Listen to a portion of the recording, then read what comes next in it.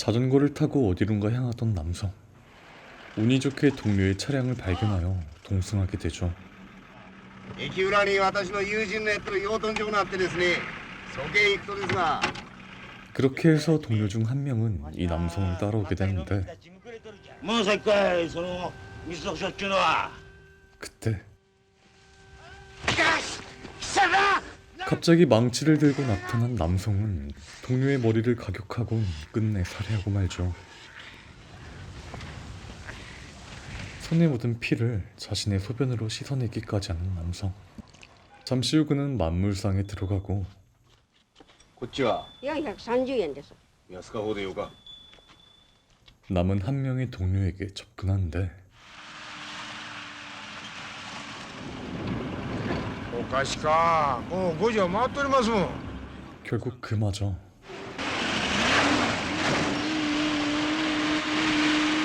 이유 없이 살해당하고 맙니다. 삽시간에 일어난 갑작스러운 남자의 살인 행각. 계획적인지 우발적인지 아리송하기만 한데요. 그렇게 이날로부터 78일이라는 시간이 흐르고 눈이 오는 어느 날 수많은 기자들 사이로 어느 한 남성이 경찰서로 들어갑니다. 그는 다름 아닌 연쇄살인범 에노키즈 이와오였죠. 반성의 기미라고는 보이지 않는 남자. 그를 이토록 잔혹한 살인마로 만든 것은 과연 무엇이었을까요? 我々はこの男から逃亡の告白を聞き出さなければならない。 오늘 여러분들께 소개해드릴 영화 복수는 나의 것입니다.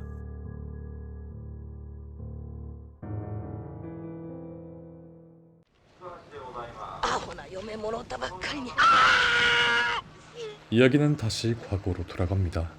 에너키즈의 범행은 언론에 빠르게 퍼지게 되고 경찰의 포위망은 점점 좁혀오죠. 그는 서둘러 달아납니다.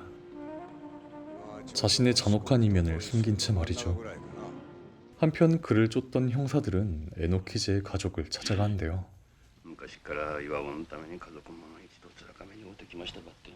그의 아버지 시즈오의 적극적인 협조로 인해 짧게나마 에노키즈의 과거를 들어볼 수 있었습니다. 船の教室を拒んでるのは貴様らキリシタンだけだ。船を出すか。岩尾岩尾あっか。待って。貴様のせがれか。してくれません。船出しますけ。 어린 시절 에노키즈는 가톨릭 신자이자 어부였던 아버지가 군인에게 배를 빼앗기는 모습을 목격하는데요. 陛下の御為戻らんか。じゃあ父さんは弱虫やけん。船ば取られて謝ったじゃなかか。飽きたんじゃ父さんは。 한없이 무력한 겁쟁이 아버지를 용납할 수 없던 에노키즈는 점점 반항이 심해지고 결국 소년 형무소에서 어른이 될 때까지 복역하게 됩니다. 嫁ごともらえば落ち着くかと思って見合いばさせたとでござす。つったれが見合いの日に見も知らぬ女子を連れて帰って私妊娠3ヶ月ですけん。 맞선 당일 숨겨뒀던 임신한 여자친구를 데려오는가 하면 그녀와 결혼하고 얼마 지나지 않아 사기죄로 또다시 징역살이를 하게 되고 그로 인해 아내 가즈코는 두 딸과 시부모를 돌보며 홀로 살아가죠. 하지만 시간이 지날수록 그녀의 외로움은 점점 커져만 갔는데 결국 시아버지인 시즈오에게 희미한 염정을 품는 그녀. 출소 이후 에노키즈는 아내와 아버지의 관계를 의심하기 시작하고 神様ごたるお方がどげな顔して息子の嫁に手ば出すか。息子の嫁のケツのほくろば拝んじょって。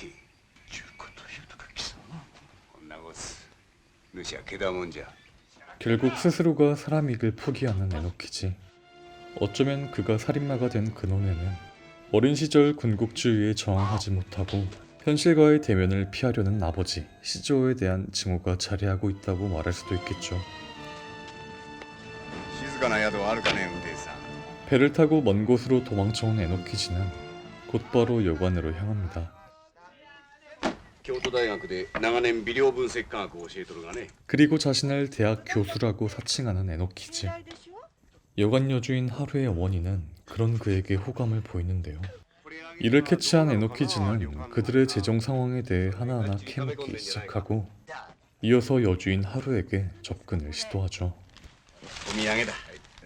もう男の人がみんな先生みたいに優しかったらいい。 그녀 역시 곧바로 그에게 호감을 갖게 됩니다. 하지만 出ようか。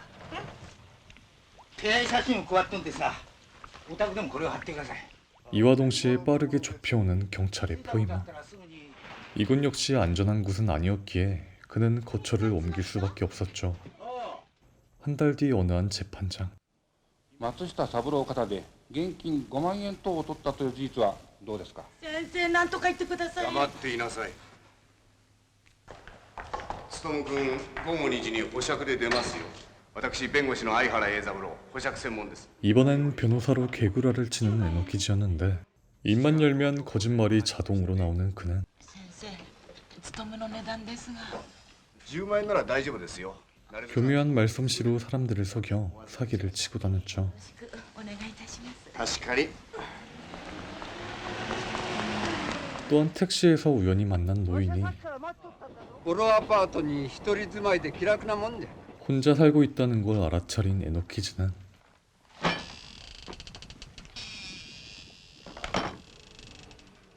그마저도 살해하여 집과 재산을 빼앗아 버립니다. 한편 시조를 향한 가즈코의 욕망은 점점 커져만 가는데요. お父さんと私二人っきりになれる。 그는 그녀의 속내를 알아차리지만 俺の冷めた頃席抜いて再婚ばし。お父さんの靴のよだればきれいに舐めてあげますけん。 가톨릭 신자로서 아들의 철을 품을 수는 없었기에 계속해서 자신을 억누르죠. はい、朝の先生。あ、どこ今？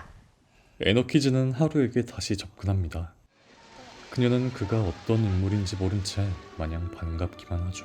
それでアメリカが生んだ若き理想主義者ケネディは 그때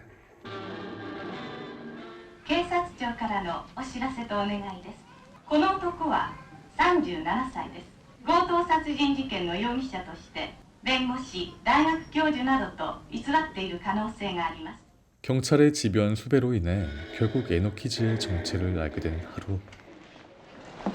騙してただね。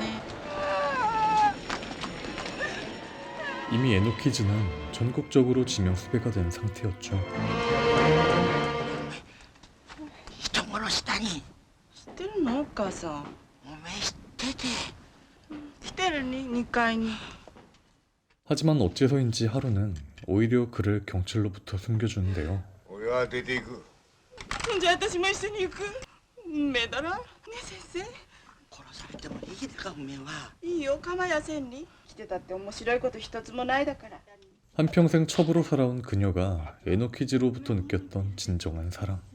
아무리 그가 흉악범이라 한들 지금 하루에게는 없어서는 안 될 존재였습니다. 설령 죽는다 해도 말이에요. シゴンチタちゃんを南蛮とニンニクピリッと効いた。ね、私にも一口くれよ。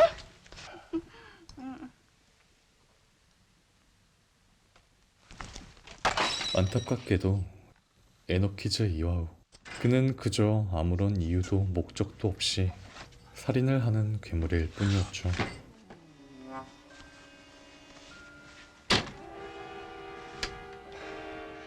영상 뒤엔 결말이 포함되어 있습니다. 단 한순간의 죄책감이나 망설임도 없이 기계처럼 살인을 저지르는 에노키즈 이와우. 그가 살인마가 된 근원에는 아버지에 대한 징후가 자리하고 있다고 볼 수도 있겠지만 아버지로 상징되는 군국주의, 종교, 가부장제에 대한 분노가 에노키즈의 모든 살인 행각을 설명하기엔 좀처럼 이해가 되지 않는데요. 고 이마무라 쇼헤이 감독은 그런 그를 해석을 넘어선 괴물의 상태에 두려고 한 게 아니었을까 싶습니다. 인간의 추악한 본성을 보여주려는 것이죠. 하지만 작품 전체를 보신 분들은 아시겠지만 쇼헤이 감독은 이와우를 유일한 악인으로 규정하고 그에게 모든 죄를 덮어씌우지 않습니다. 실은 등장인물 모두가 병들어 있기 때문인데요. 그들은 정도의 차이만 있을 뿐 모두 폭력에 공모하거나 폭력을 수용하는 자들입니다. 悪魔の住めると今夜にゃ悪魔の住める 아버지 시즈워는 군국주의에 저항하지 못하고 언제나 현실과의 대면을 피하며 종교로 도피하죠. 그리고 아들의 아내, 즉 며느리 가지코를 욕망하기도 합니다. 남편에게 버림받은 그녀 역시 시아버지에 대한 욕망을 숨기지 않죠. お父さんと私二人っきりになれる 에노키즈를 도덕적으로 탓하지만 이들 역시 그 도덕에서 자유롭지 못한 위선적인 인물입니다. 또한 시즈오와 가즈코의 숨겨진 잔혹성을 보여주는 장면이 있는데요. この間父さん犬ば殺しよってな穴掘って車で土に行けての上から煮え湯ばかけて殺しよったたい親父がや煮え湯かけたんは勝子たい 개에 물리자 화가 나서 죽여버린 이들. 또한 하루의 어머니 역시 매일 밤 손님들의 잠자리를 음탕하게 훔쳐본가 하면 자신의 딸이 성적 학대를 당하는 순간에도 구경하기만 하죠. 감독은 이와오라는 이해 불가능한 인물을 중심으로 간접적으로든 직접적으로든 폭력에 연루된 인간 욕망에 뒤틀린 승계를 보여주려고 한 게 아니었을까요? あんたお客さんだに選挙の応援に現金がいるで着物や家具入れたいだってあれどこ行っただねおっと具合の悪かことして2階で寝とる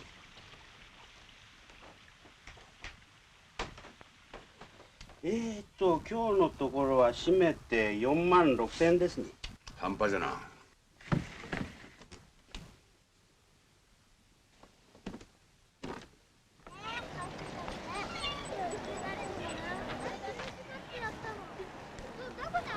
ハンコ持ってきたかね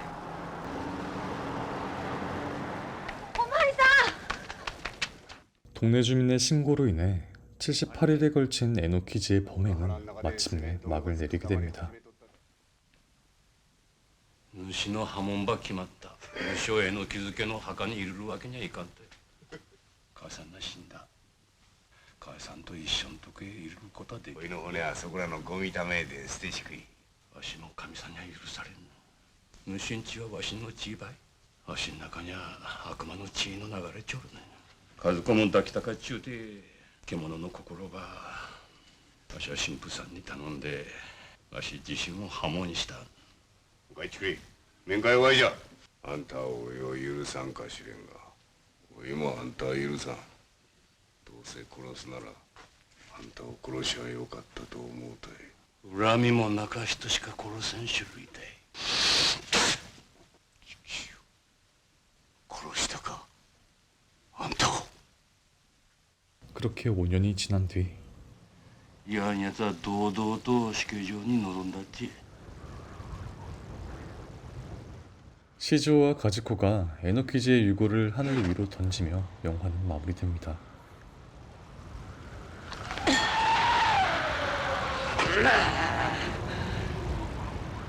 이상 영화 복수는 나의 것이었습니다.